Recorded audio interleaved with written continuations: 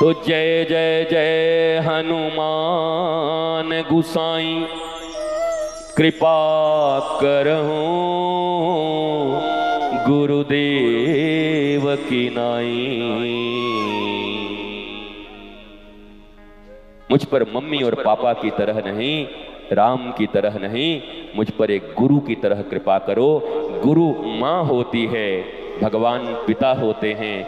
जैसे पिता बैठा रहता है, गंदे बच्चे को देख करके माँ को कहता है कैसा है, इसको ठीक तो कर दे। मैया ले जाती है, मलमूत्र पोंछती है, स्नान कराती है, झगुलिया पहनाती है, काले टीके लगाती है, घुंघराले बाल बांध देती है। और ये सुंदर सा बच्चा ले जा करके और जब पापा के सामने ले जाते तो पापा मेरा राजा बेटा, अरे पहले कहाँ थे, पहले कहाँ थे।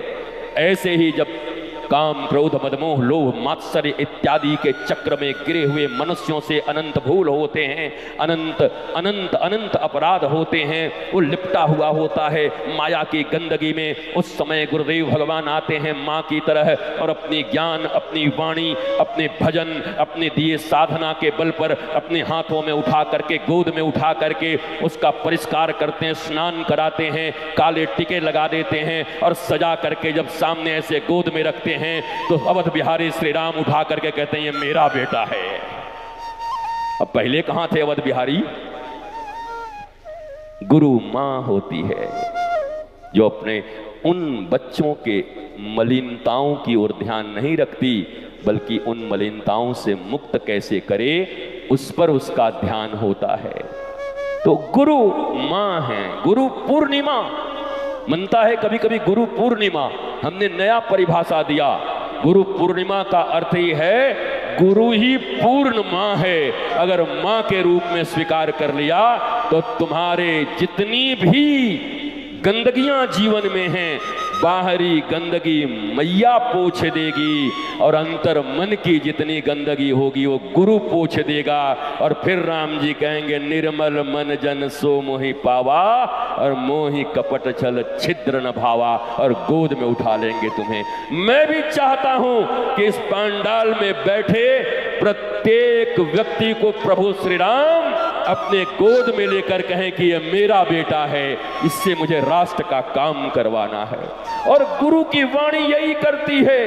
इसीलिए जय जय जय हनुमान गुसाई, कृपा करहूं गुरुदेव की नाई। और उधर भगवत गीता में भगवान श्री कृष्ण, अर्जुन कहता है कि तुम्हारा भाई बन के देख लिया, तुम्हारा जीजा बन के देख लिया, तुम्हारा मित्र बन के देख लिया, पर मेरा मंगल नहीं हो रहा है। बोला अच्छा तो क्या बनेगा।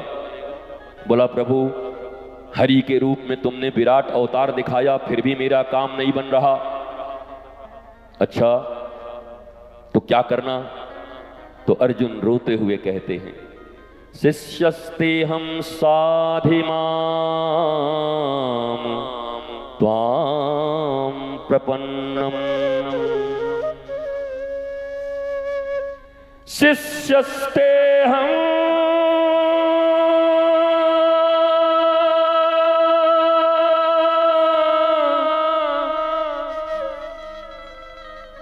गोविंद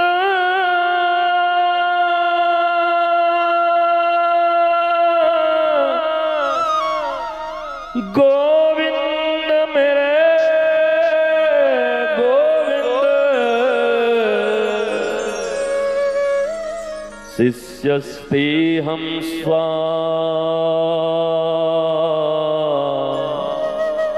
शिष्यस्ते अहम्। हे कृष्ण, तुम और हम ममेरे और फुफेरे भाई हैं। मैंने तुम्हारा भाई बन के देख लिया, तुम्हारा मित्र बन के देख लिया, तुम्हारे साथ एक ही बिस्तर पे सोए हम। आपको पता है भगवान श्री कृष्ण अर्जुन के पांव भी दबाते थे और दोनों में बड़ी मित्रता थी और कोई मर्यादा नहीं रहती थी। मतलब अर्जुन बोला अरे यार चल ना आ जाना, ये भावनाएं थी।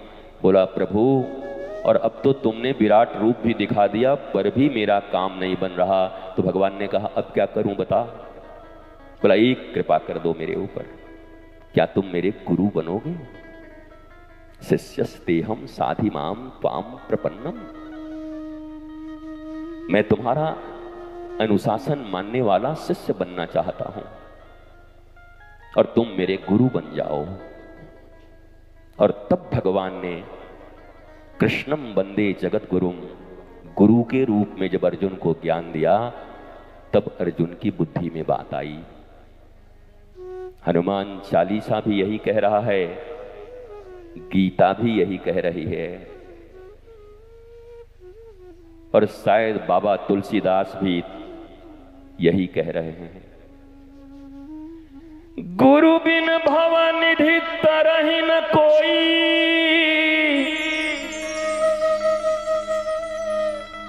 गुरु बिन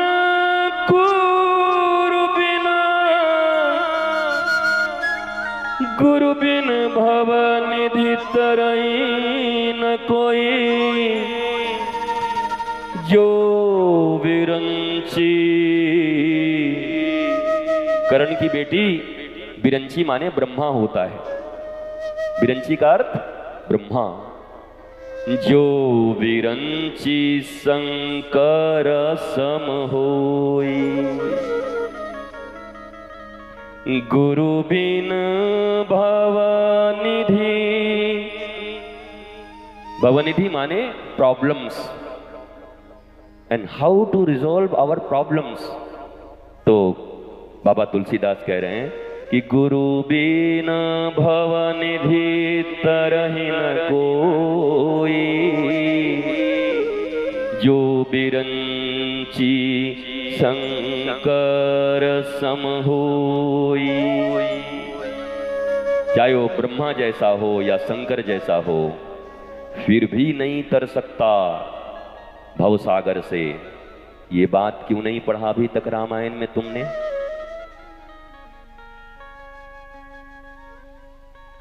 जो बिरंची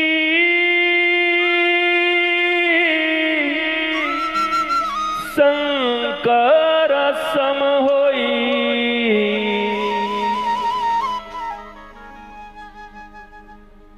गुरु वचनों को रखना संभाल के। एक एक वचन में गहरा राज है, जिसने जानी है महिमा गुरु की, उसका डूबा कभी ना जहाज है। शालिनी शालिनी शालिनी, उसका डूबा कभी ना जहाज है।